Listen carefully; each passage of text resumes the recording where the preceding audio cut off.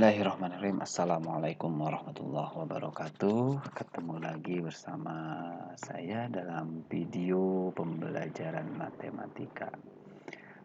Pada video kali ini kita akan membahas tentang peluang suatu kejadian. Seperti apa sih peluang suatu kejadian? Yuk kita sama-sama simak.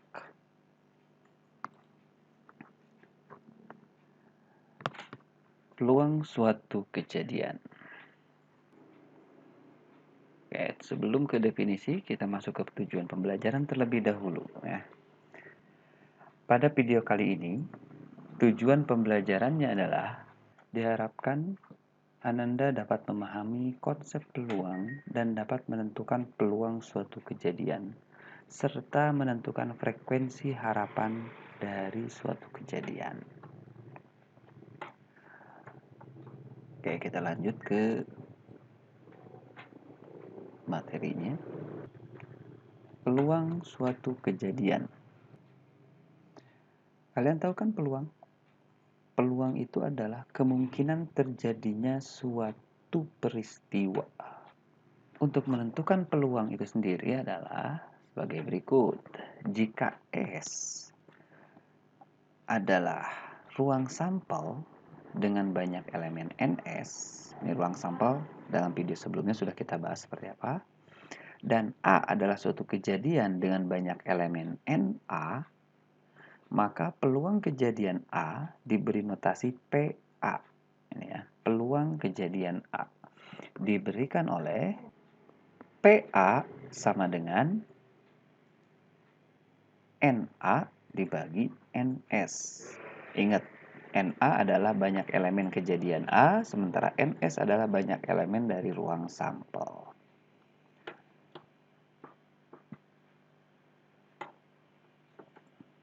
Kisaran nilai peluang. Nah, peluang kisaran nilainya terletak di antara 0 sampai dengan 1.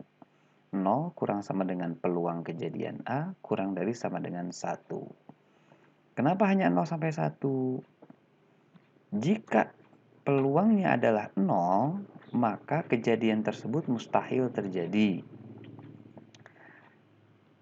Sementara jika peluangnya bernilai 1, maka kejadian tersebut pasti terjadi.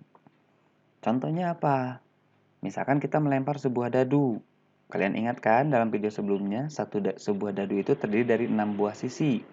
Angka 1 yang terdiri dari angka 1 sampai dengan 6. Nah, kalau ditanya peluang muncul angka 7, mungkin atau enggak? Jelas tidak mungkin. Sehingga peluangnya adalah 0. Mustahil terjadi. Nah, kemudian yang pasti terjadi apa? Yang pasti terjadi adalah seseorang akan mati. Peluangnya adalah 1. Itu pasti, tapi masalah waktu, kapan, itu yang kita tidak tahu ya. Oke, kita masuk ke contoh soal ya. Contoh soal.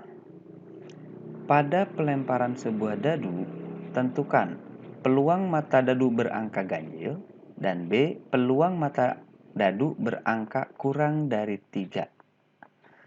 Munculnya mata dadu berangka ganjil, yang B muncul peluang mata dadu berangka kurang dari 3. Kita jawab satu persatu dulu ya. Oke, yang pertama, peluang muncul mata dadu berangka ganjil. Ingat, dalam menentukan peluang kita fokus pada ruang sampel terlebih dahulu. Ya. Ruang sampel dari pelemparan sebuah dadu adalah S sama dengan 1, 2, 3, 4, 5, dan 6. Ada 6 sisi dadu ya. Sehingga ruang sampelnya 1 sampai dengan 6. Sehingga NS sama dengan 6. Banyaknya anggota ruang sampel adalah 6. Misalkan A adalah kejadian muncul mata dadu berangka ganjil. Nah, kalian perhatikan pada ruang sampelnya. Mata dadu berangka ganjil itu berapa saja? 1, kemudian 3, iya, dan 5. Oke. 1, 3, dan 5. Maka anggota A adalah 1, 3, dan 5. Sehingga NA sama dengan 3. Oleh karena itu, peluang dari A adalah, peluang kejadian A adalah PA sama dengan NA per NS sama dengan 3 per 6 sama dengan 1 per 2. Sehingga dapat kita simpulkan, peluang muncul mata dadu berangka ganjil adalah 1 per 2. Gitu ya. Sekarang poin yang B. Peluang muncul mata dadu berangka kurang dari 3. Kita misalkan, B adalah kejadian muncul mata dadu berangka kurang dari 3. Perhatikan di ruang sampel ini. Mata dadu berangka kurang dari 3. Berapa saja? Oke, 1 benar. 2, oke. 3 masuk nggak? Nggak, karena kurang dari 3. Nah, sehingga anggota himpunan B, anggota kejadian dari B adalah 1 dan 2. Sehingga NB sama dengan 2. Maka peluang kejadian B adalah PB sama dengan NB per NS sama dengan 2 per 6 sama dengan, kita sederhanakan, kita bagi 2 jadi 1 per 3 ya. Jadi peluang muncul mata dadu kurang dari 3 adalah 1 per 3. Oke, selanjutnya.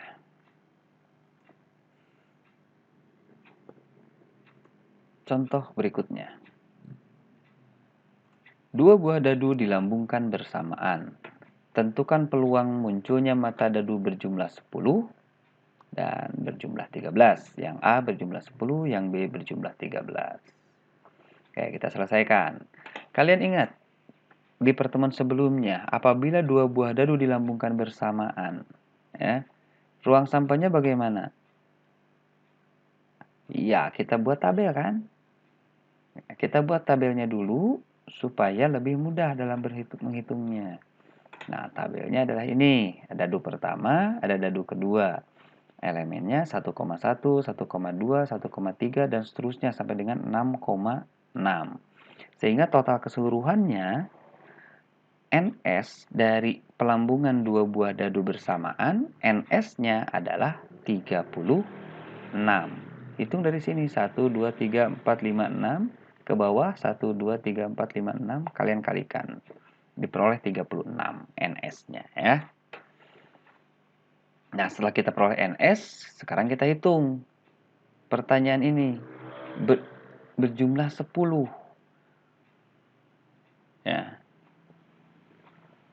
Jumlah 10. Peluang munculnya angka berjumlah 10. Jumlah kedua dadu berjumlah 10 ya. Misalkan A adalah kejadian muncul angka berjumlah 10. Maka kalian perhatikan di situ. Berapa saja yang jumlahnya 10? Oke, 6,4. Kemudian 5,5 dan 4,6. Oke, kita tulis nak. A-nya, anggota A 4,6, 5,5, dan 6,4. Sehingga NA sama dengan 3. Setelah tahu NA 3, NS 36, masukkan ke rumus peluang. Peluang A sama dengan NA per NS 3 per 36. Atau kita sederhanakan, kita bagi 3 jadi 1 per 12. Jadi peluang munculnya mata dadu berjumlah 10 adalah 1 per 12. Oke, kita lanjut ke soal yang B. Yang berjumlah 13.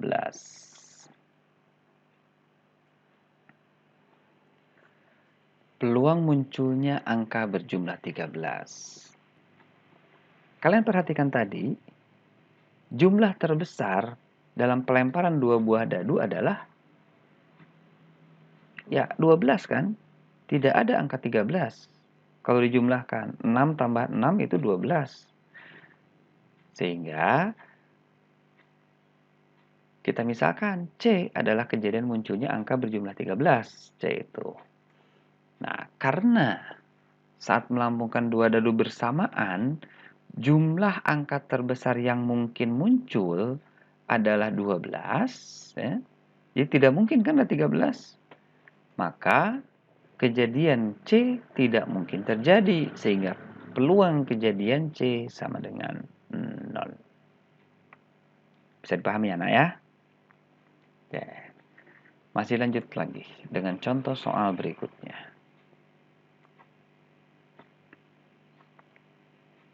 Nah, sebuah kotak berisi 6 bola merah dan 4 bola biru. Dari dalam kotak tersebut diambil 2 bola sekaligus. Tentukan peluang yang terambil bola merah dan bola biru. Oke. Kalian ingat, dalam menentukan nilai peluang, pertama tentukan dulu ruang sampelnya, ya. Itu yang harus diingat, ruang sampel tentukan dulu. Nah, pada soal ini, urutan bola yang diambil belum diketahui, artinya bola pertama bisa merah atau bisa biru. Karena urutannya tidak diketahui, maka kita bisa gunakan kombinasi. Nah, banyak cara mengambil 2 bola dari 10 bola yang tersedia tanpa mementingkan urutan adalah kombinasi 2 bola dari 10 bola. Atau C 10,2 atau dapat kita tulis C 210 ya. Itu. Buat apa kita tentukan ini? Ini kita hitung kombinasi 2 dari 10 ini kita hitung untuk menentukan ruang sampelnya. Kombinasi 2 dari 10 sama dengan 10 faktorial dibagi 10 dikurangi 2 difaktorialkan kali 2 faktorial. Sama dengan 10 kali 9 kali 8 faktorial dibagi 8 faktorial kali 2 faktorial. Ingat ya, 8 faktorial sama, ini kita bagi. Bisa kita bagi, kemudian 10 dibagi 2. 2 faktorial kan 2 kali 1, berarti 10 dibagi 2 hasilnya 5. 5 kali 9 hasilnya 45.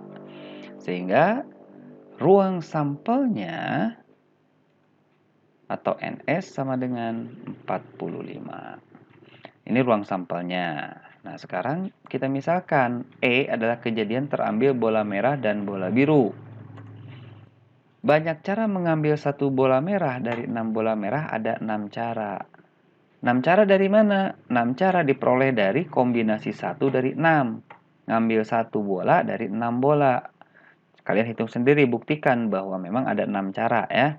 Buktikan dengan menghitung kombinasi 1 dari 6. Yang kedua, cara mengambil satu bola biru dari 4 bola biru. Ada 4 cara. Dari mana? Diperoleh dari kombinasi 1 dari 4. Buktikan oleh kalian bahwa hasilnya adalah 4. Dengan aturan perkalian, banyak cara terambil satu bola merah dan satu bola biru adalah ini kalian kalikan. 6 dengan 4, hasil ini kalian kalikan. 6 kali 4 sama dengan 24. Sehingga NE, banyaknya kejadian E, yaitu terambil bola merah dan bola biru, adalah 24. Maka peluang dari terambil bola merah dan biru adalah PE sama dengan NE per NS sama dengan 24 per 45 sama dengan 8 per 15. Oke, berikutnya tentang frekuensi harapan. Apa itu frekuensi harapan?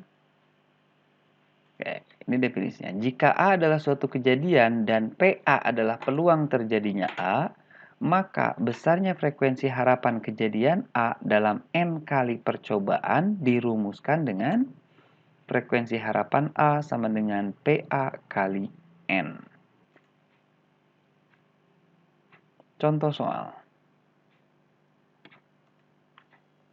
Sekeping uang logam ditos 30 kali. Berapa frekuensi harapan munculnya gambar? Kalian ingat ya. Ketika satu koin logam, peluangnya berapa muncul gambar? Kalian tentukan dulu peluang muncul gambar. Pada pelemparan sekeping koin logam, peluang munculnya gambar atau PG itu sama dengan 1/2. Karena percobaannya sebanyak 30 kali, maka frekuensi harapan muncul gambar dalam 30 kali percobaan adalah frekuensi harapan gambar sama dengan 1/2 kali 30 sama dengan 15. Oke. Bisa dipahami ya? Semoga kalian bisa paham dan kalian bisa memperdalam lagi dengan membuka kembali modul yang dibagikan di Classroom. Oke, terima kasih atas perhatiannya. Sampai di sini dulu